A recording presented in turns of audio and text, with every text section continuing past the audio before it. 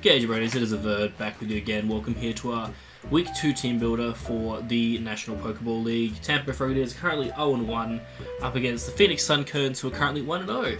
My boy Cheese. Cheese and I are very good friends outside of Pokemon and within the Pokemon community.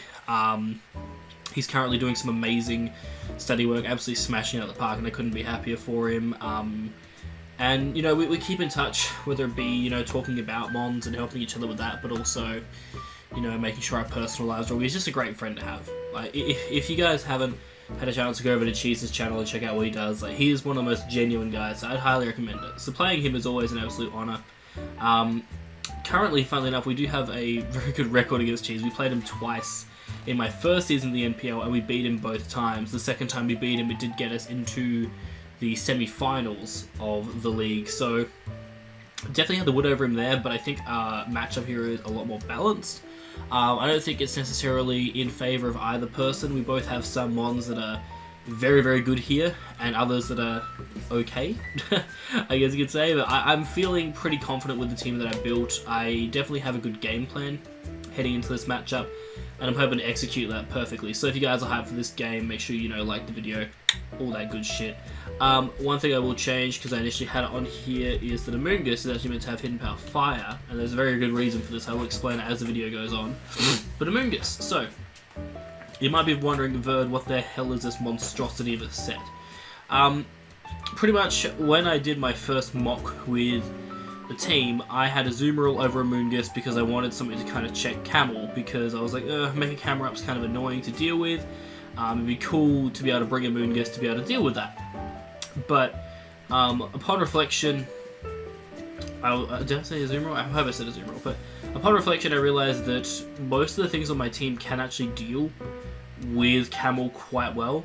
Like, especially the last four can all deal with Camel in their own way. The kind of middle three there. I'll get into that, but basically what I wanted Amoonguss to do was a couple of things. The main thing was to be a pivot. So Buzzwole was also a pivot in this matchup, and I felt that Cheese's offense can sometimes be a little bit one-dimensional. Not necessarily a bad thing, because the thing is, some coaches will tend to try and predict for everything, worst case scenario.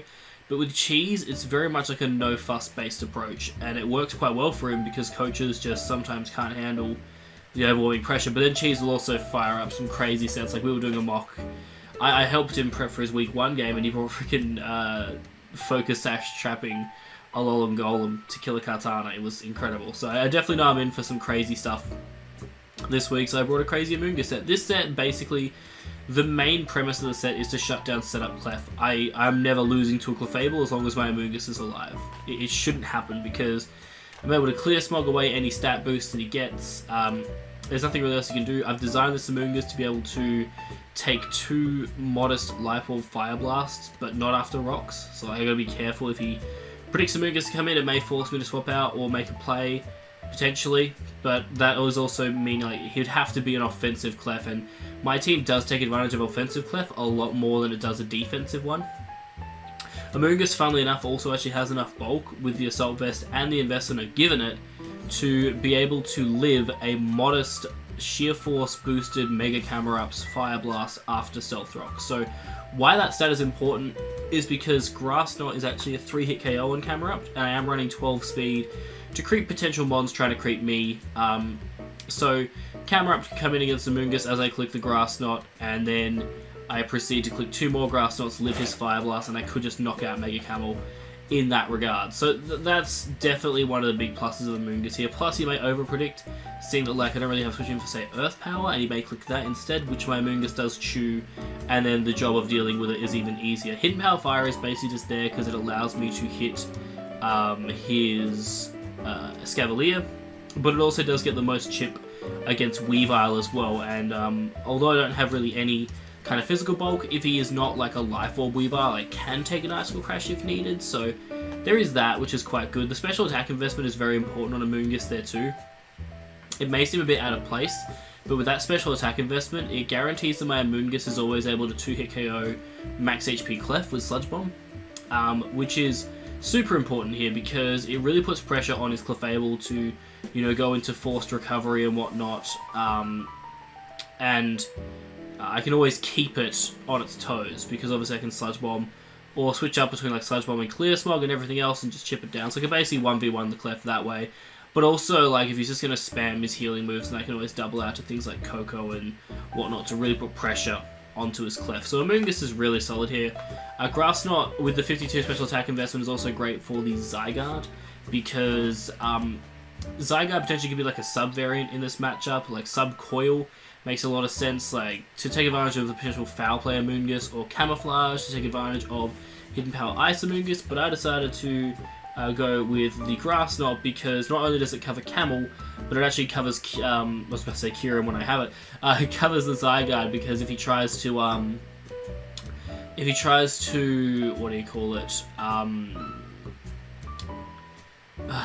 if he tries to DD up with his, no, not DD up. Well, basically, the whole point is that I can break a Zygarde sub. If he's predicting Giga Drain, it's the same situation as Kang last week. I'm not going to go into this, I'm going to, words are hard, I'm going to move on. Buzzwole. Okay.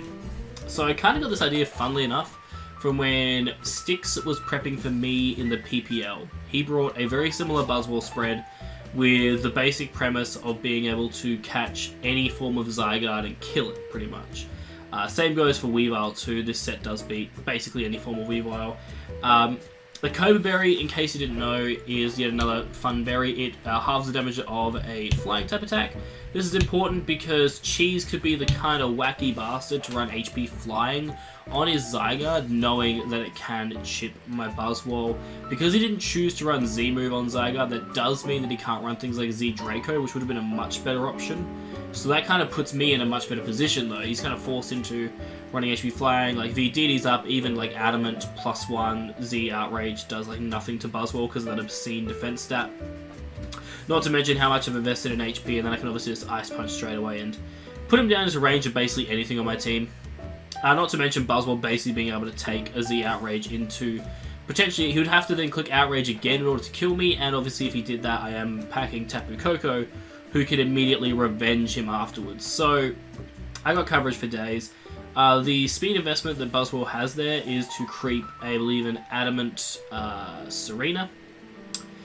It's really just an important thing to kind of creep there, because Serena can be an annoying model in the matchup, so being able to outspeed it and punish it is really, really nice. I think it's also potentially creeping no speed Mandibuzz, as far as I can remember, to take advantage of that. But Toxic is basically there because it's quite easy to fire off with Buzzwole in this matchup. Like I go in against Zygarde or the Weavile, and I can just fire for Toxic, because if he wants to go into Clef, cool, I can just go into Amoonguss. If he wants to go to Slowbro, awesome. If he wants to go into Mandibuzz, also awesome. So, it's pretty free there. The only downside of this Buzzwole set, I suppose, is that it doesn't really have a good way to punch through Clefable, other than Ice Punch, which isn't great, but because the Amoonguss is so good at checking Clef, I didn't want to put all my eggs in the Buzzwole basket as well. Now you might be like, well Verb, why don't you just run Poison Jab, because it has a chance to poison anyway. The risk with Poison Jab is if it's like a Rocky Helmet Slowbro, or even Rocky Helmet Mandibuzz, then I'm getting extra chip on my Buzzwole that doesn't need. I don't want to take those necessary risks. I want to get the badly poisoned hit off, and it can put a lot of pressure on his team. Another thing that puts a lot of pressure on his team is my Kyurem set this week. This is a crazy set, but I'm really excited to use it. I think it's definitely going to catch him off guard. It is a very, very aggressive Kyurem set. It's so aggressive, in fact, that it's creeping, I think, a Jolly Serena. So Buzzwole's creeping Adamant, and I think actually Buzzwole's creeping like no speed Serena. I can't remember exactly the exact thing I'm creeping, but I'm creeping something. And Kyurem here is creeping Jolly Serena, but basically the whole premise of this Kyurem is that Cheese has like a couple of switch-ins to Kyurem, but it pairs so nicely with my pivot pair, it can just break through his defensive wall. So Cheese most likely is going to switch into his Clefable, I believe, to check Kyurem. In my mind, that is the play. And Kyurem's Specs Blizzard will 2 KO any variant of Clef, barring an Assault Vest variant. Max HP, Max Spadef with lefties still dies. It is a good chance to still die after lefty's recovery into Protect into lefty's recovery. Like on that next turn, it is still a good chance to die to Blizzard. Now, his 2 resist to Blizzard on his team a Escavalier, which Buzzwole pretty much just checks most days of the week, just because Buzzwole's fat and Escavalier requires SD to break it. And also a Slowbro, which is more inclined to be a Fizz-Def wall, so Blizzard's still going to chunk it for good damage and can allow me to potentially hard swap into T-Tar on the turn after to put pressure on the Slowbro. So there's that. There's a lot of options there, but Blizzard is just so good because it is risky because it is an 80% move. So obviously there is the chance to miss against Clef, and I know, as you guys would have seen in a lot of my recent videos, I have been having a lot of misfortune with these moves that are not 100% accurate. But that is why I'm also packing the Ice Beam. So like I said, potentially if he runs like Unaware Clef or something and I can get a bit of chip off on it first, then Ice Beam does the exact same job. It's just in the early game, Blizzard is freaking insane. Because like I lead Kieran, and if he leads with something that doesn't outspeed Kieran or immediately pressure it, I can just click Blizzard so freely. And once Clef dies, then it's even freer against his team to click Draco Meteor. I basically can get a kill every time with Draco. HP Fire is just on there in case he brings Escavalier. And in case, like say he leads Escav and I lead Kieran, then I can just Specs HP Fire and Oko as Escavalier. So yeah, pretty straightforward Kieran set, but it's basically just designed to rip through his defensive cores. Obviously a little bit weak to some of his offensive mons, but at the same time, like the damage output was just too great to resist. Next up, we got a pretty cool little T-Tar. So I'm not making the same mistake as last week. I am sticking with the Expert Belt. There's a few reasons why. In this matchup, it is just so good. There's no real need for Chopple. Like obviously, it'd be cool against the Beware, but I just don't see Cheese bringing Beware to this matchup. Given, although it is a nice check to say T-Tar plus Drill. The combination of a Moongus plus Buzzwole does wall it quite hard. It is very weak to Kieran, just clicking any move because of its lack of Spadef. Coco has, like, well, you'll see Coco just deals with it, and you'll also see that my whole Lucha set base, so you can effectively 1v1 his Beware. So, I don't know how likely it is for Beware to come, but regardless, T-Tar is good here because E-Belt Pursuit just, I think it does 60% minimum to max defense Slowbro if he swaps out, so that's really nice. And then I got the Rocks there as well to put on a lot of pressure on his team. Rocks are really pivotal in this matchup, so the whole plan, like I said, is I can lead Kieran, and if Slowbro is the Kieran switch in, then obviously T-Tar can come in for free. He may fear the Pursuit, and I can just then get up my Rocks, and then as he tries to swap out on that turn, I can Pursuit. So there's plays there. Ice Punch kind of covers Zygarde, so it doesn't get a free setup, and also covers Mandibuzz. And then Iron Head is there solely for that Clefable. With the investment my T-Tar has, I am able to 2-hit KO a max HP, max defense Clef. So as you can see, T-Tar and Kieran basically covering the two kind of Clef sets he can bring. He can't bring a Clef that can deal with both, so that's pretty awesome.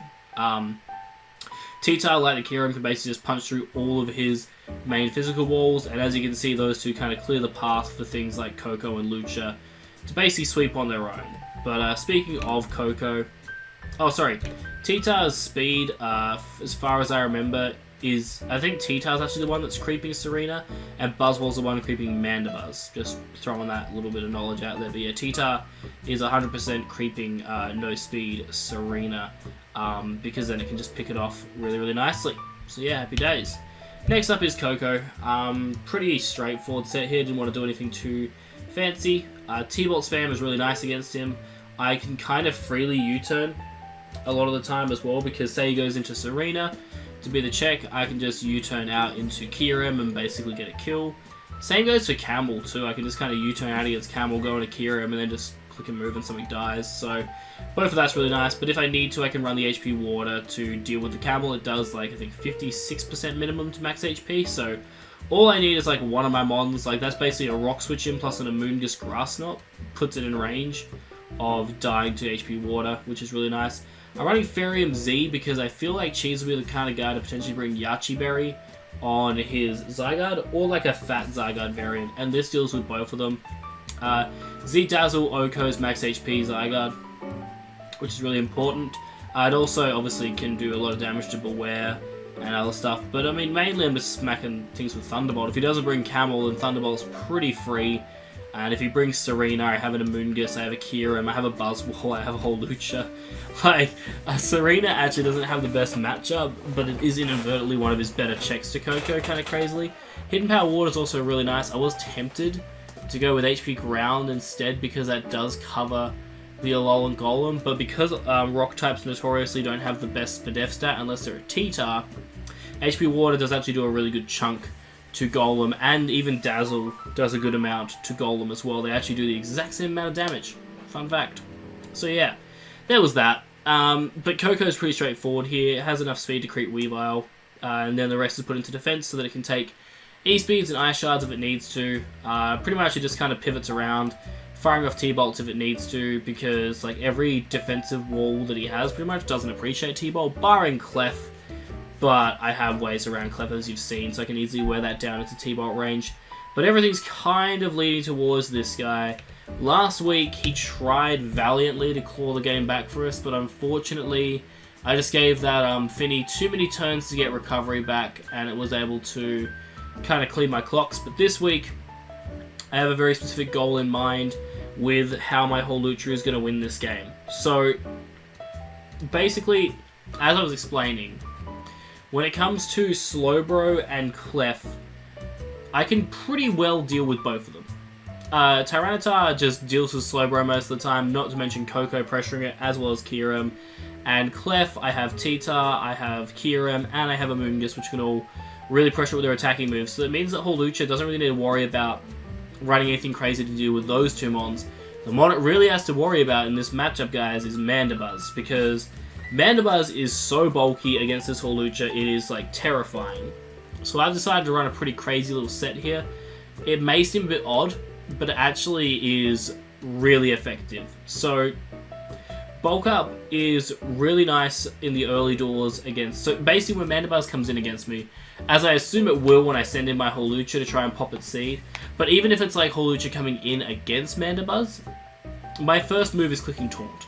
Because if Mandibuzz has Brave Bird and it clicks it, so be it. He's getting chip off on himself, potentially put himself into Acrobatics range. I don't know what his set's going to be, but my then play after that is either Roosting or I click Taunt against Mandibuzz. Because realistically, either Roosting or I can Bulk Up. Because if I can live another Brave Bird, then I can easily just Roost up and kind of stall it out there, and it's not able to Roost up itself, and I can kind of 1v1 it that way. But this set is essentially designed to be able to 1v1 a Mandibuzz.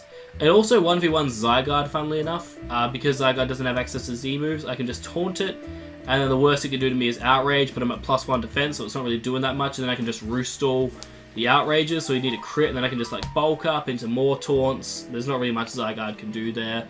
It 1v1's Beware. If Electric Terrain disappears, it's pretty good against Golem as well. It outspeeds all things. Like, funny thing with Golem too is that Golem does 4 times resist my only attacking move, but like I said, I find it really unlikely he's going to bring it. So then this Holucha set just really dominates against everything else. Obviously, it's not super ideal against Clef or Slowbro in this variant. Like, obviously, Adamant +1 Acro is going to do a good chunk to both of them, but I'm going to need both of them to be quite weakened in order for it to prosper. Cheese could be the kind of guy to try and double around with his Slowbro to get it back up to a good range of health to deal with this. So that's where T-Tar comes in really, really clutch in the fact that I don't want to ever sweep with Holucha until I know that Slowbro is dead. That is pretty much the main thing there. Slowbro has to be dead in order for me to want to set up and win with Holucha, but the rest of my team can kind of just clean by themselves, and that's again the way that I want to try and design these teams. It's not just saying like, right, I bring in Holucha, I sweep, I win. It's saying I'm going to bring 5 Mons, I hope they can just get the job done so Holucha doesn't have to come in. Which I think they can do. Like, the pivoting between Buzzwole and Amoonguss is so good. The wall breaking of Kyurem plus T-Tar is great, and then Koko effectively is just a cleaner, because if he doesn't bring a Scarfer, then Koko effectively just runs through the rest of his team. But in case I do need it, Holucha is a super nice win con in the back here, being able to deal with pretty much everything on his team quite easily, and just being a really obnoxious set here. And hopefully it will be enough to bring me home the W. I'm pretty hyped about this team, not gonna lie, guys. A lot of fun sets, a lot of like really classic Dingo builds here, just crazy sets wall breaking wise, and also walls that are taking hits that no Pokemon should be able to take. But yeah, I'm keen for this. Like, it should be a fun one, honestly, and I'm hyped to play Cheese. But if you guys have enjoyed this, make sure you like the video. Don't forget to subscribe if you haven't already. It's going to be a wicked game against Cheese. I can't wait. But that's going to do it for me, guys. My name is The Verd, and I'm out this bitch.